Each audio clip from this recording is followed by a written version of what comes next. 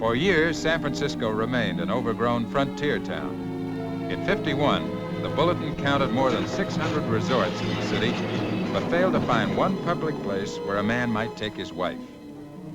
The first change in this state of affairs came in '52, when Charly Tuttle sold the Golden Nugget and built the most elegant hotel west of St. Louis. He opened the Bella Union with San Francisco's first full-dress ball. It was a wedding ball, his own. We're miners from the creek. Out away!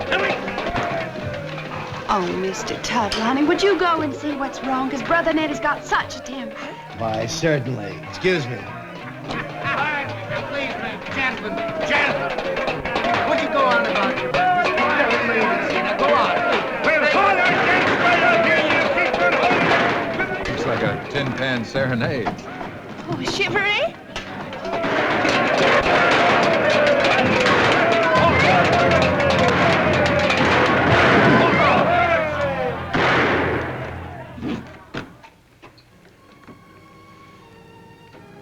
He's dead, man. Shot.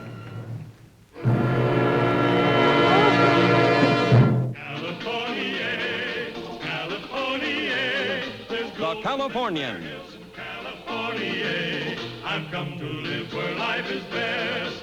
In the Golden West, I'm gonna strike it rich in California. California. The following morning, Coroner Doc Crow held an inquest in the Bella Union. Just like I told you, Marshal, me and the boys come into town for a few days to live it up. Of course, we was raising up a ruckus, but we didn't have the first notion of harming anybody. Mr. Shanky, these 5 shooters belong to you and Mr. Nizer there. 7 shots were fired from them. Not at nobody, Marshal. The boys already told you we were just pistol popping to make a little noise. And you'd say the shooting was an accident? Yes, sir. That's the only way I can figure it. Thank you, Mr. Shanky. It would appear from Mr. Shanky's evidence that the shooting was an accident. Accident? Nothing. Just a moment, madam, please. I don't recall this lady as being on our witness list. She's Miss Molly Wallace, friend of the deceased. Ah, I see. And you wish to testify, Miss Wallace? I just want to say you'd better not call it an accident. Oh? Have you any reason to believe otherwise? Maybe. Ask Marshal Wayne what I told him. Well, Marshal, is there anything in what this lady says? Well, sir, Miss Wallace came into my office about 3 weeks ago. You see, I'd first met Molly about, quite a while ago when she was helping Mr. Tuttle run the Gold Nugget Saloon. Well, Molly, hello. Come on in. Here, sit down. Thank you, Matt.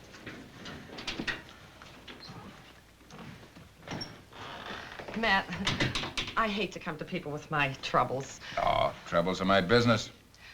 Oh, it's that silly old fool, Charlie. Years ago, he gave me my first boost. And he's taken me right up the ladder with him. I'd stick my arm in the fire for him. I've gathered that. About a year ago, we planned the Bella Union. I was going to run the hotel part.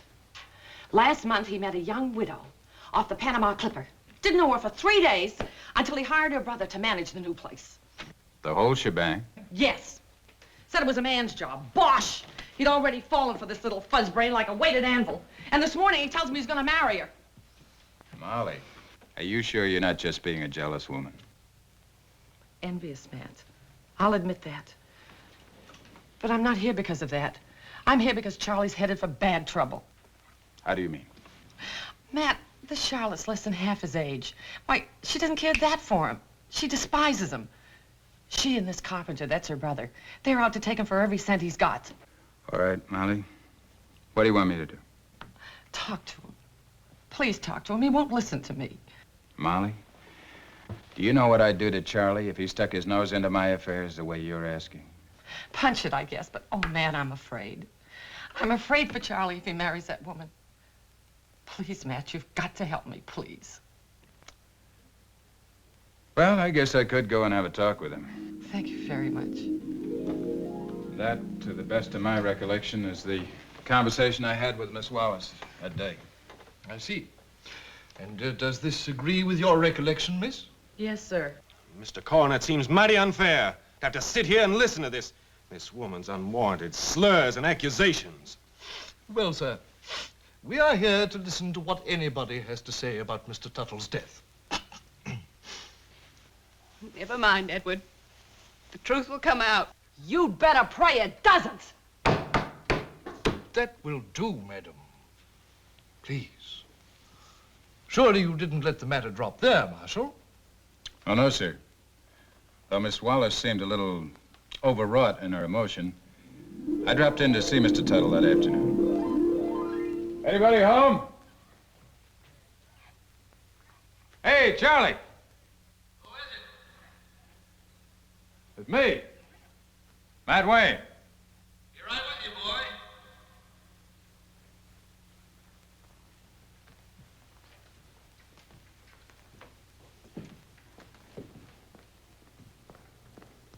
Hello, Matt. How are you, boy? Charlie. Good to see you. It's about time you came by to say hello. Anything special on your mind? Playing tricks on your guest? Oh, no, sir. That's a speaking tube. Here, let me show you how it works. You see this hollow pipe? Well, that runs right into my office. I've got them all over.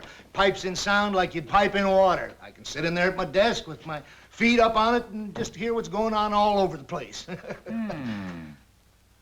Oh, you've seen them before. In New Orleans, yeah. Well, you haven't seen everything. Look at that. Solid teak wood.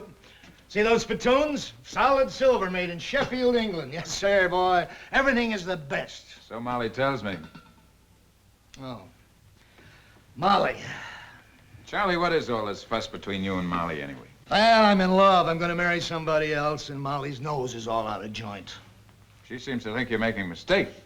She thinks... I know. She's got a million thinks, and all of them wrong. The trouble with Molly, outside of being so jealous that she can't sit still, is that she just doesn't understand nice, respectable people. Oh, I don't I? Well, that's nice to know, coming from an expert like you. Hello, Matt. Molly? Charlotte and her brother are real aristocrats. They're from Mississippi. They lost their plantation in a fire. Sure, they'll be able to build one with gold pillars by the time they're through with you, my friend. Look, Molly, we've been together for quite a while, and I'm as beholden to you as you are to me, but this has got to stop. I know, or else you'll... Mr. Tuttle, honey. Well, Charlotte, you're here just in time. I want you to meet a friend of mine.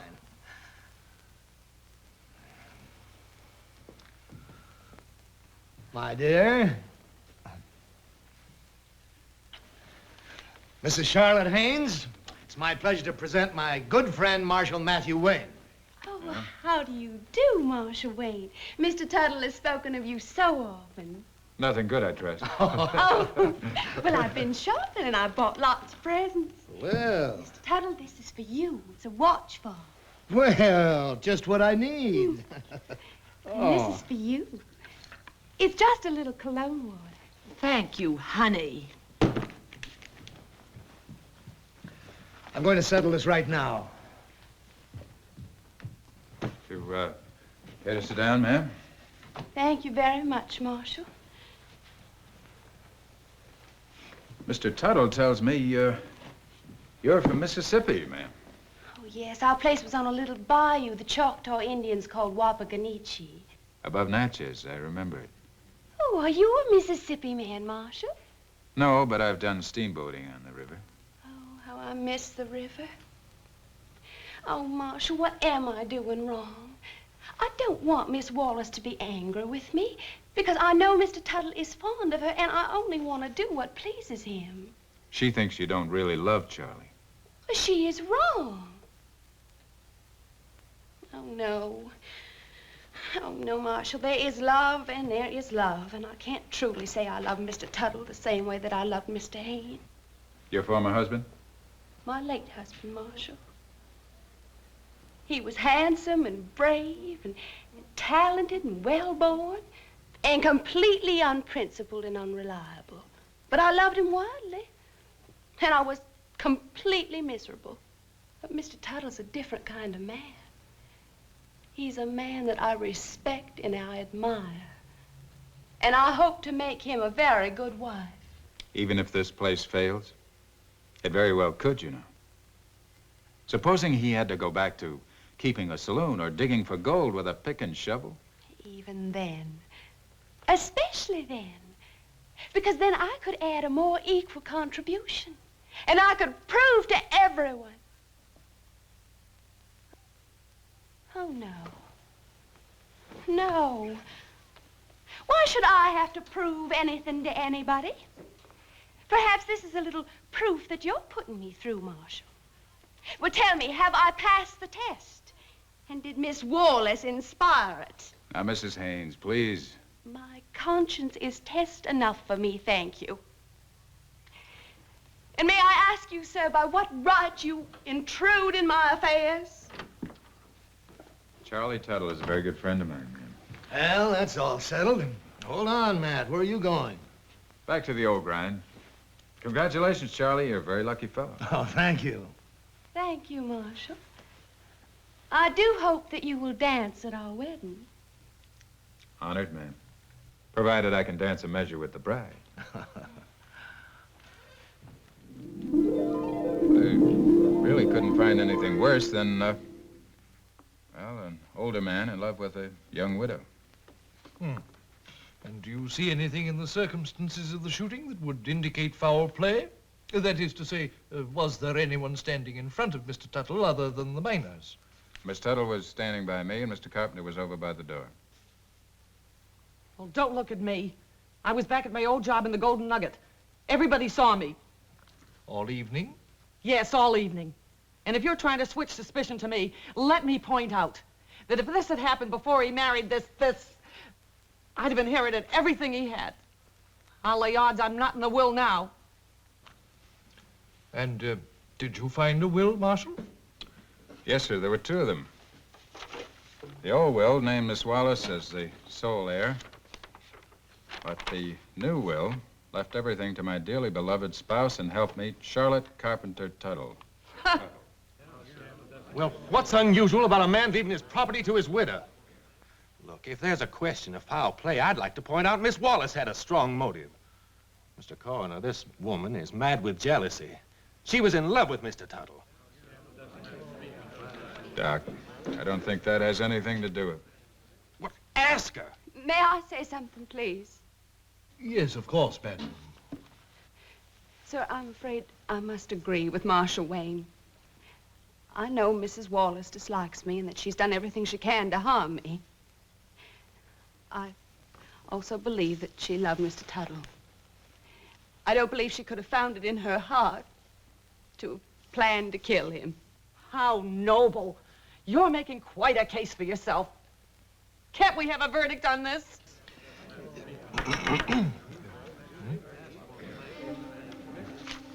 You all take your seats, please.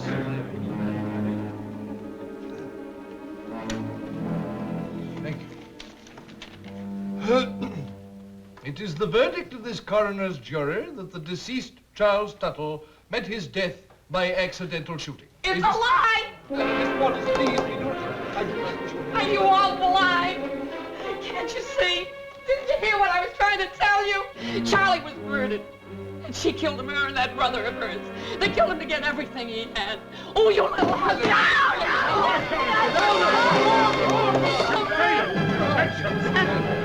She murdered him, I know she did that. Well, what do you think, Marshal? I don't know. Female intuition. Rather thin to establish a case of murder, what? Maybe. Hi, Marshal. Hello, Jackie. Me and Nizer forgot our poppers, gentlemen. Is it all right if I take them now? I guess so. They're yours. I don't care what anybody said.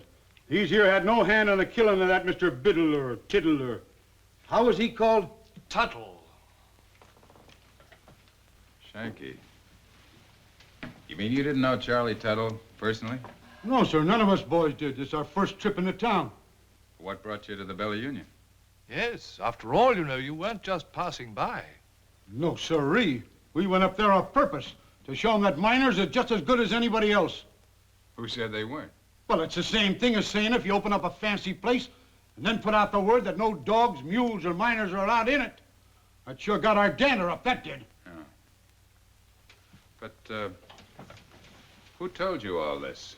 Fellow we met in the saloon down on the Tar Flats. He sure was wrenched up about it, too. Yeah, I wonder whatever happened to him. He run off to get something to bang on. He never did meet us up there like he said he would. Well, do you know his name? Never saw him before, Mr. Coroner. Never did get his name. Can you describe him? Well, like 100 other fellas I can call to mind. Kind of tall complected and medium, I don't know. Oh, that's very helpful. Shanky, would you recognize him if you ran into him again? Sure as shooting I would. Well, I certainly hope so. I'd like to talk to him about this. Do me a favor. Keep your eyes peeled. Let me know the minute you do run into him again. I'll shake on that. Thanks, Shanky. Well, apparently somebody had it in for Charlie. Oh? Why did you say that? Why else would anybody rile up the miners with a pack of lies? Better not laugh at Molly's intuition. There may be something in it, after all. Oh, Marshal, really? Female intuition? Oh, tut.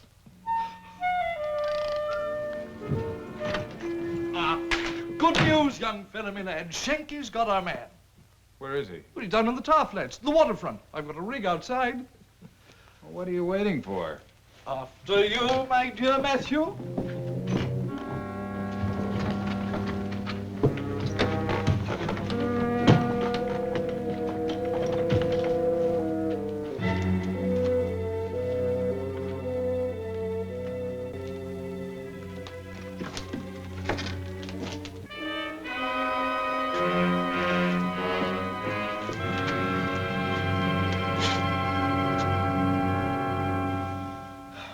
Shanky didn't have very much of a chance, Matt. How do you mean? Well, the fellow got his pistol away from him, knocked him down, and then shot him as he was attempting to get up off the floor. Mm-hmm. Now, the bullet took its course thusly. It struck the left clavicle, that's the collarbone, I see. and was then deflected downward through the heart and emerged out the upper lumbar region. Say that slowly now. Oh, Matthew, the bullet struck the left clavicle, and then it... Exactly. That's the way you described Charly Tuttle's wound. Well, very probably. They were both very much the same as... I say... Doc, they were both shot from above. Charly Tuttle was standing in front of the hotel when he was killed. That means that none of the miners could have done it. Come on.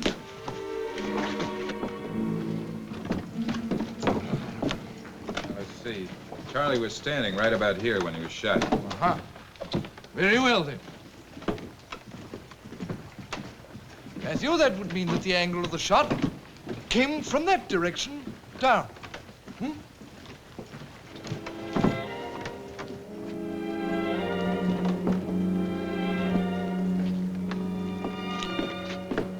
The shot could have come right from there.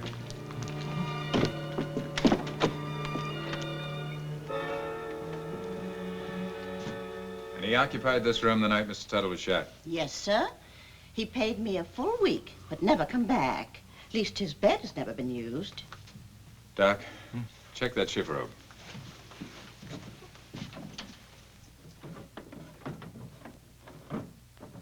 This is it, Doc. What's what, mister? I happen to own this house. Oh, it's nothing to do with you, ma'am. It's your lodger we're after. It appears to us that Mr. Tuttle was shot from this room. From here? Matthew, step over here.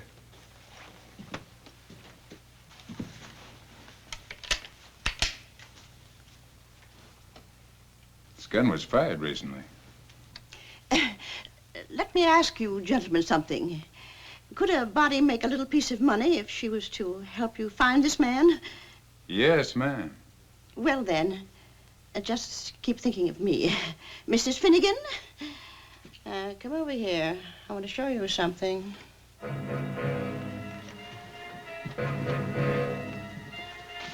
There's your man, going into the Bella Union.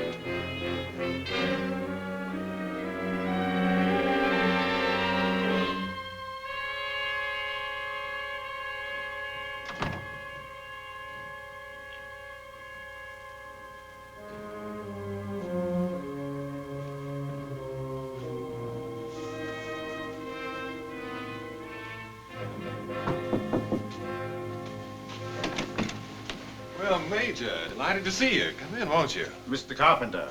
You, know my sister, of course. How nice to see you again, Major Clay. Ma'am. May I take your things? Have a seat, won't you, Major? Well, right on time, Major Clegg. I admire punctuality. Oh, I have no fear, sir. Fortunately, there was some ready money on hand. Oh, Ned, can't we behave like civilized folks and have a little cooler before we get down to business like a lot of nutmeg-selling Yankees? Well, I'm willing. Major Clegg? Delighted, ma'am. I have had a strenuous forenoon. Gentlemen.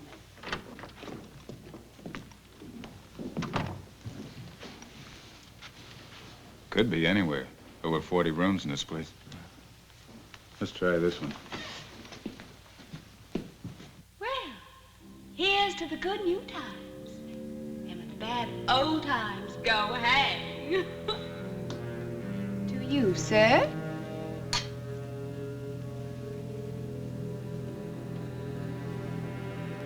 I don't like your look, Carpenter. It would be foolish to offer me less than the amount or counterfeit money. Oh, I place a higher value on my skin, my friend. Here. 5,000? 5,000, the agreed on price. Count it. In good time. First, a little business. But Major, sir, we have just completed our business. Hardly. I would call it a satisfactory beginning. How do you mean? I mean that I shall expect a similar amount on this date each month. You expect 5,000 every month, and we can keep any profits over that. Allow me, Major. That states it very well. Well, Major, aren't you in a poor position to attempt blackmail? You killed Tuttle. You can't prove it. Let me point out to you, my young Southern friend, you can't even charge me with murder without exposing yourselves. And let me point out to you, Major, sir, that you're in the same boat, honey. Not quite. I have other resources. Oh? Your pistols? No.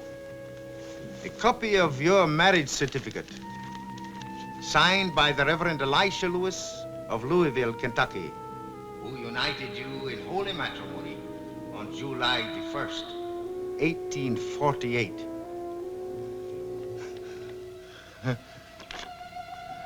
An anonymous note to anyone in authority.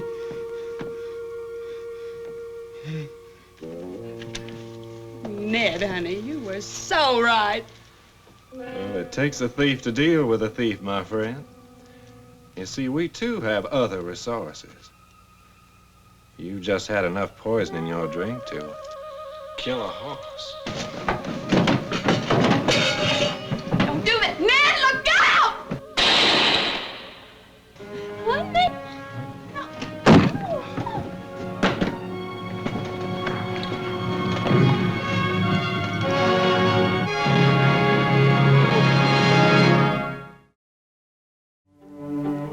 Despite Doc Crow's best efforts, Carpenter and Clegg were beyond help. The so-called Mrs. Tuttle was sent to prison to serve terms for bigamy and theft. The Bella Union opened again under new management. Doc, you're looking wonderful. And Molly, would you do me the honor? Yes, Doc. Oh, surely.